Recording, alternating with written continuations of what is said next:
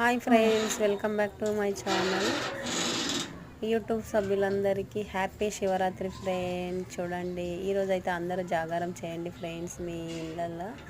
మేమైతే 12 వరకు జాగారం చేస్తాము చేయమో కానీ ఫ్రెండ్స్ మీకైతే చెప్తున్నాను.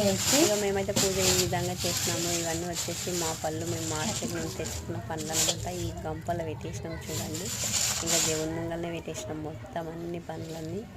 ఇంకా ఏ పండు ఇష్టమంటే ఆ పండు తింటాం చూడండి ఫ్రెండ్స్. ఈ విధంగా అయితే పూజ చేసింది.